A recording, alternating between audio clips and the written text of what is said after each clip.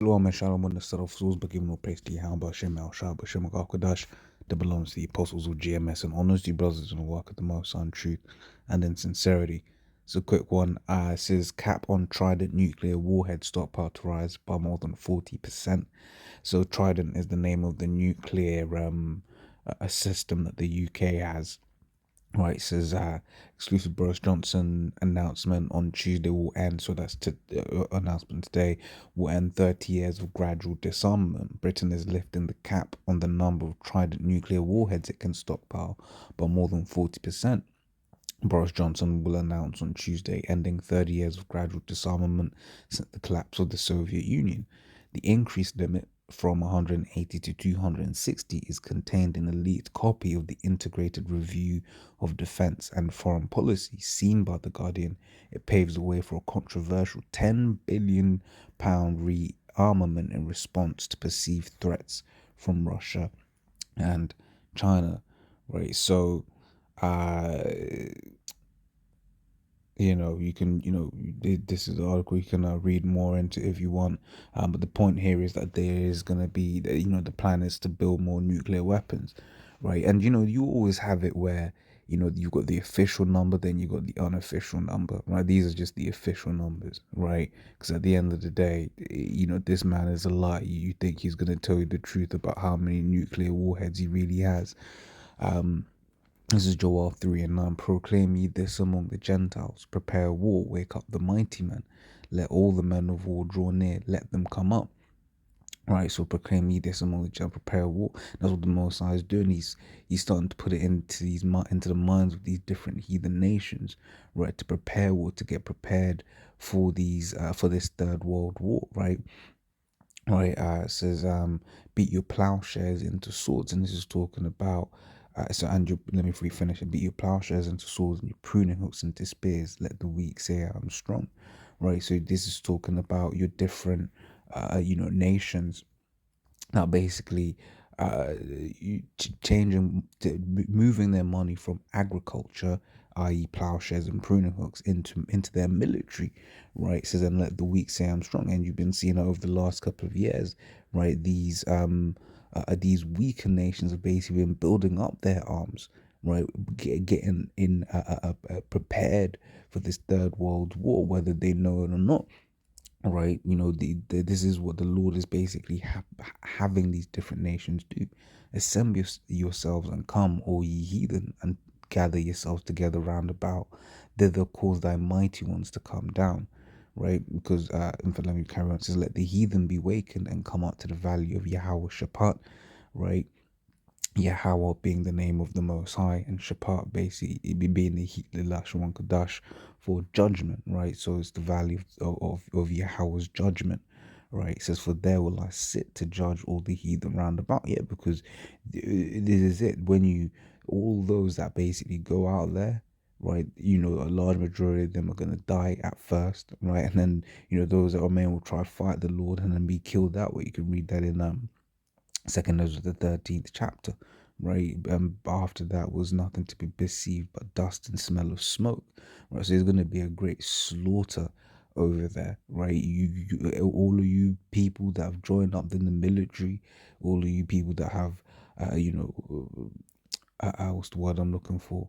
All you women that have now, with your equal rights, and I say, yeah, we should be able to go join the military. Guess what? That draft is coming for your ass then. Right, there's no difference, remember, and everyone that goes down there ain't coming back, right? Because where they gonna go back to, especially if you're American, where you gonna go back to? America was gonna be destroyed at the end of this. Okay, says, put ye in the sickle, for the harvest is ripe. Come, get you down, for the press is full, the fats overflow, for their wickedness is great. Multitudes, multitudes in the valley of decision, for the day of Yahweh is near in the valley of decision, right? I'm pretty sure. Let's just go in sharp point and sharp digit, masculine strict. Yeah. Okay, so we read this now. This is so like I said, this article of course is interesting because this is England. Now England is referred to in the scriptures we're about to get here as the mother of Babylon, okay? Because America came out of England, Okay, so it says, your mother shall be, Shemaiah 50:12, your mother shall be sore confounded.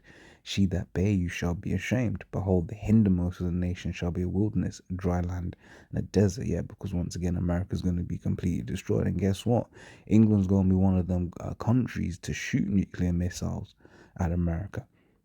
Okay, so because of the wrath of Yahweh, it shall not be inhabited. Yes, so this is how bad the destruction is going to be, right? But it's always going to be a monument after, for them that should, otherwise live ungodly. But it's in the kingdom of our kingdom. No one's going to be living ungodly because we're gonna be gods on earth. We're gonna be righteous. The Israelites are gonna be righteous. All Israel, right? No Israelite in the kingdom is ever gonna go off, right? Ever again. Right, when this kingdom is done, bam, that's it. And all the wicked of our people have been, put out. Guess what? That is the last time Jacob ever go and sin ever again. Like we read 1 Corinthians 15 chapter talks about how we shall all be changed, right? The elect ain't going to sin ever again, right? When the last wicked of our children of Israel is basically put to death, right? I ain't entirely sure the timeline, right? But when the last a wicked Israelite is put to death, guess what? No Israelite's ever gonna sin ever again. And hey, that's a beautiful thing. We ain't ever going to sin ever again, right? So we going to be in an absolute rulership. And these nations, they're going to be wanting to do like how we do. You can read that in Isaiah the 2nd chapter, which means they're going to be doing their best to keep the laws, but they ain't going to be able to keep them perfect, right? So for me to make that statement that I made about America being a monument, right, about to those that should live ungodly, it's more of a monument of what happens when you live ungodly, right? Because no one's going to be living ungodly in our kingdom, right? We can't stamp that out. Okay, this is because of the wrath of Yahweh shall not be inhabited, but it shall be wholly desolate. Everyone that goeth by Babylon shall be astonished and hiss at all her plagues. Right, so everyone's going to see, say, yeah, man, hey, the Lord destroyed that place because they were doing this, they were doing that, they were pushing this, they were pushing that. People gonna be like, children gonna be like, whoa, really? You know? So they'll put yourselves in array against Babylon round about, all ye that bend the bow. Right, and these bows talking about them ICBMs, man. Right, when you hear them speak about, in films, they might say it's a broken arrow, it's a broken arrow, right? To shoot at her, spare no arrows, for she hath sinned against Yahweh, right? So this is gonna happen because the Lord, because that land is filthy, it's filled with the blood of the saints. Right, the last precept we got here is Revelation 9 and 16, and just to harp on the point here, as you see, because the apostles have been speaking about how in that Revelation it flips back and forth between time periods. This is another one of those examples, because this verse is actually a new time period. It is a future prophecy, right? So the number of the army of the horsemen were 200,000, and I heard the number of them, right? And those horsemen are representative of these ICBMs, right? And that number 200,000, right? So 200,000 times 10, you get 2 million, right? Times 100, you get 20 million, right? Times 1,000, you get 200 million.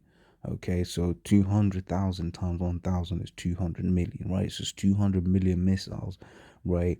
Are going pelt that land, right? And imagine you've got the chariots of Israel that are going to be there as well, right? Which is why this destruction is going to be like nothing ever before. Gotta grab this real quick. It's Habakkuk 3:8.